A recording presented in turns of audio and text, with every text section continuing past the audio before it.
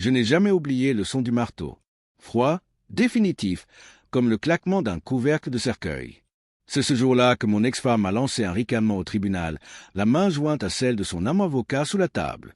Le juge leur a attribué ma maison, mes biens locatifs, la moitié de mes économies, et pire encore, mon fonds fiduciaire.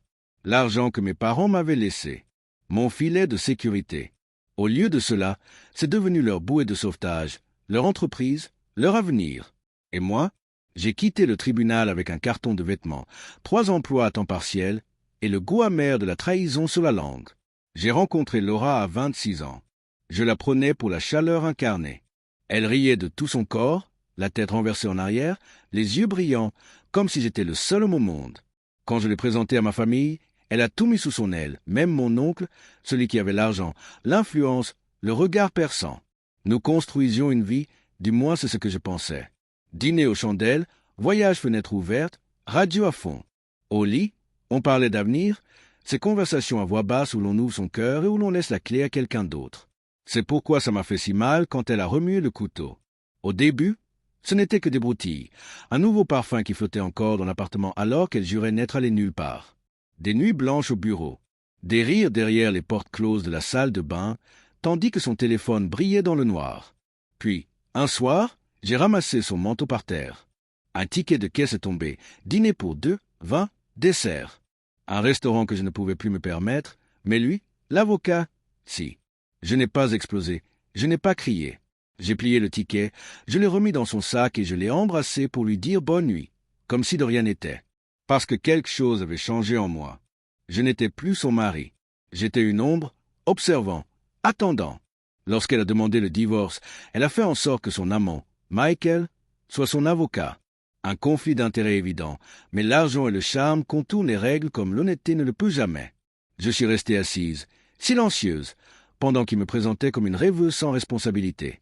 Ils ont convaincu le juge que j'étais instable, peu fiable, que je ne méritais pas une telle fortune. Et le juge les a crus.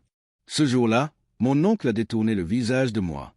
Il ne connaissait pas la vérité, seulement l'histoire que Laura et son amant avaient servi au tribunal. Alors, j'ai pris ma voiture. Je me suis douché à la salle de sport. J'ai mangé de la charcuterie entre mes journées de travail. Les nuits et les jours se sont confondus. L'orgueil était un luxe que je ne pouvais pas me permettre. Mais la vengeance, elle, était gratuite. Je n'ai pas explosé. Je n'ai pas supplié. J'ai attendu. Le cabinet d'avocats de Michael se battait pour survivre. Je le savais, je l'avais compris avant le divorce.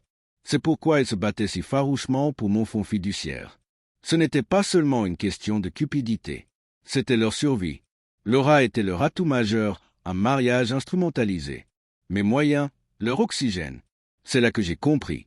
S'ils avaient besoin de mon argent pour respirer, il me suffisait de m'assurer qu'il leur soit retiré. Mais pas directement, pas maladroitement. Je voulais qu'ils suffoquent dans leur propre cupidité.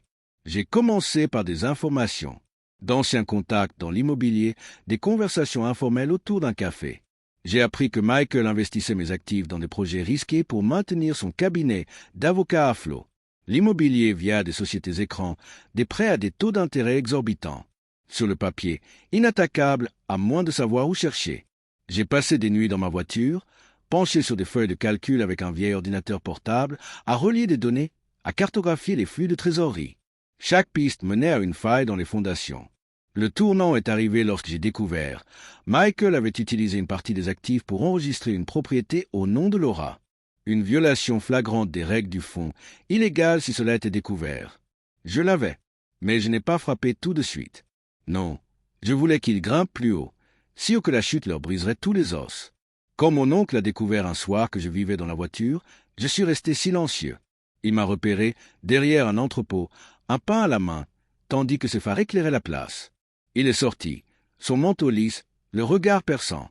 Un instant, il m'a simplement regardé, avec un mélange de colère et de déception. « Pourquoi n'es-tu pas venu me voir » a-t-il demandé. Je suis resté silencieux. Fier, alors il a continué. « Je pensais que tu avais tout gâché. Mais maintenant, je vois, ils t'ont tout pris. » Il n'a manifesté aucune compassion. Il m'a proposé quelque chose de plus utile. Des alliés. Ce soir-là, mon oncle est devenu mon commanditaire silencieux.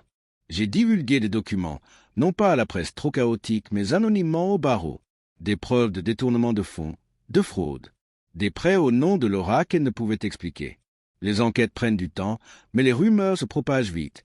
Les clients se désistent. Les investisseurs hésitent. Et tandis que les murs se referment, je suis entré dans leur bureau. Laura s'est figée en me voyant. Michael esquissa un sourire en coin, mais ses yeux tressaillirent. Il savait, mais pas à quel point je savais. Je posai un seul dossier sur la table.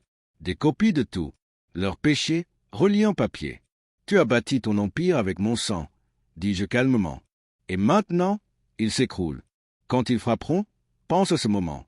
Souviens-toi que je t'ai donné une dernière chance de respirer avant de sombrer. Les mains de Michael tremblaient tandis qu'il attrapait le dossier.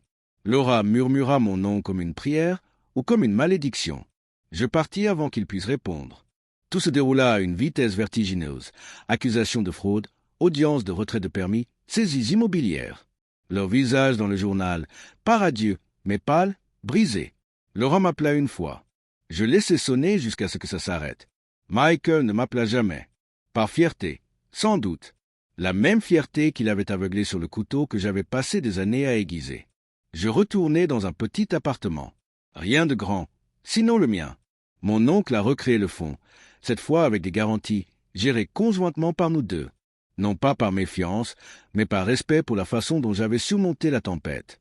Je n'ai pas fêté. Je n'ai pas dansé sur leur tombe. Un soir, je me suis simplement assis près de la fenêtre, un verre de whisky à la main, à regarder les lumières de la ville scintiller. La justice n'est pas bruyante. Elle n'a pas besoin d'applaudissements. Elle est silencieuse, précise.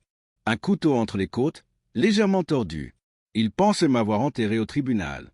Mais je n'étais pas enterré. J'étais planté. Et en repoussant, je me suis assuré que mes racines fondaient leur fondation jusqu'à ce que tout s'écroule.